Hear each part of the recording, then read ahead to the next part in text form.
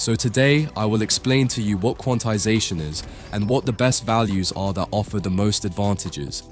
Quantization is the second best aim assist booster that Matrix currently offers, but it is also extremely helpful for games that do not have any aim assist. So in short, it is an amazing feature for basically any game. And since you probably already wonder now what the best booster is, I will reveal that in an upcoming video in a few weeks. Veteran XIM users will already know what quantization is. It does the same as the steady aim feature from XIM Apex. The difference is that you now have the option to adjust its effect in regard to angle and magnitude. So in order to understand what this feature does, let's look at the two individual options. First off, you can find this feature in the advanced settings of your configuration.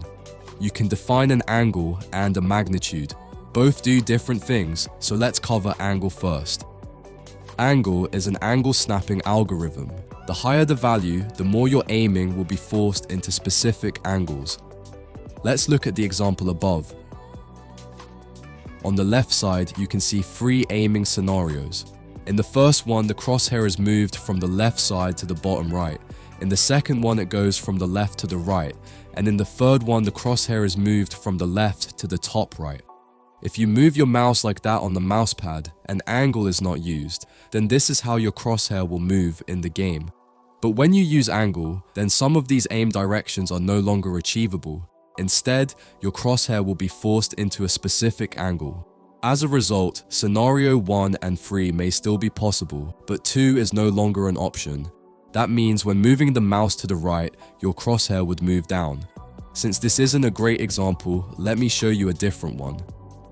Without using angle, you can move your crosshair into any direction. That means any angle in this picture is possible, so the entire 360 degrees. By increasing the angle value, you will now remove some of these angles. A medium value will, for example, only allow you to aim into directions that are a multiple of 10. So your crosshair can only move on the green lines. Any angle that isn't on a green line cannot be achieved anymore. You can move your mouse into such a direction, but in the game, your crosshair will follow one of the green lines. And if you use a very high value, then you may only be able to aim into directions that are a multiple of 30. So the higher the value, the less angles you can achieve. This is beneficial for the aim assist because it removes minor inconsistencies from your aiming. If you try to draw 3 horizontal lines in paint with a mouse, then it will probably look like these jittery lines. You can see that they aren't perfect. Sometimes they go a bit up and sometimes they go down. This is harmful for the aim assist algorithm because controllers don't have that. If I try to draw these 3 lines with a controller, then they would look like this. Perfect lines without any deviation into any direction. Quantize lets you achieve exactly that when using a mouse, and that is why it boosts the aim assist. The aim assist algorithm cannot process these minor aim inconsistencies. Those either reduce the aim assist or cause a negative aim assist experience. But removing these inconsistencies is also great for games which don't have aim assist. If you, for example, play Rainbow Six Siege, you want your crosshair to always stay on head level when you turn around. By using this feature, you will avoid your crosshair from slightly drifting up or down while making a turn, so a fast flick to the side will now stay on head level. The best value for angle is the highest one you cannot notice yet. By that I mean that you do not notice that your crosshair is forced into specific angles. As soon as this becomes noticeable, you may want to reduce it a bit. For me, that means values of 25 to 75 are ideal. How high you can go also depends on the aim mechanic of the game. Some games can be played with 75, while others should not be played with more than 25. In Overwatch, I, for example, barely noticed the angle snapping with a value of 35 or 50, but in Valorant, I already notice it with 30. Keep in mind though that you should not use too much quantize in games that scan for mouse and keyboard. Let's look at this picture again. If your aiming output can only achieve these green lines, then it is very easy to detect you. The same goes for magnitude, but to a lesser extent. Let's cover magnitude next. Magnitude is similar to angle, but for aiming speed. Without this feature, you can achieve any speed that the game supports. so any value between 0 and maximum. But when using magnitude, you can only move the crosshair at certain speeds. The higher the value, the less achievable speeds are possible.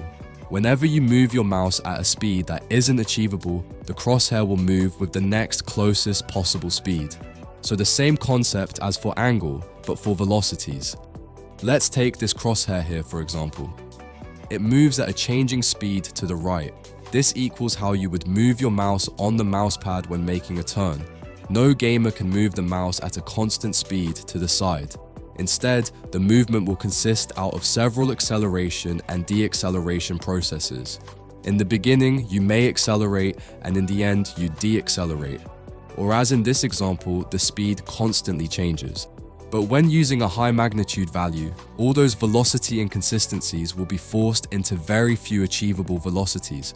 As a result, the crosshair at the bottom will probably move at a constant speed to the side. The bottom crosshair is also how a controller stick would turn in comparison.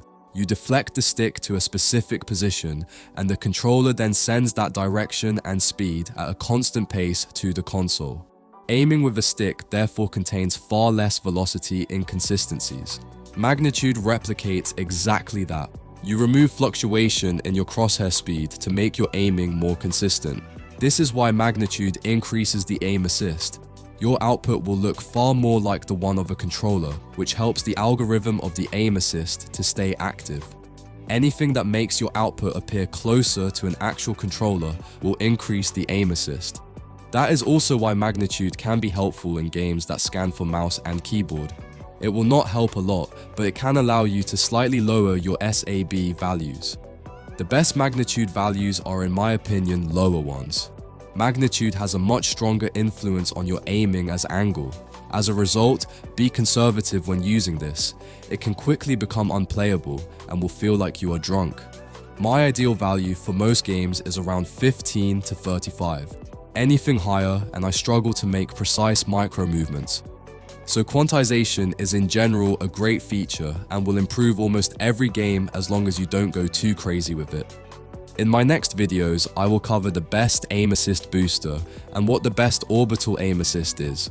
I will also upload guides for the rumble activation and the new SAB improvements. So subscribe to the channel if you don't want to miss those. So guys, if you enjoyed the video, hit the like button or maybe even subscribe to this channel to not miss out on any of the upcoming videos. Also, contrary to popular belief, this channel is not an official XIM channel. I run this channel in my free time to bring you guys the latest XIM news and tricks. So if you want to support what I do, then maybe consider to join the YouTube channel membership. Channel members usually get around 1 to 4 weeks of early access to all new videos. Plus, we also have a nice little Discord to discuss XIM settings and other stuff. But that's about it for this video, guys. Thanks for watching and I will maybe see you in the next one.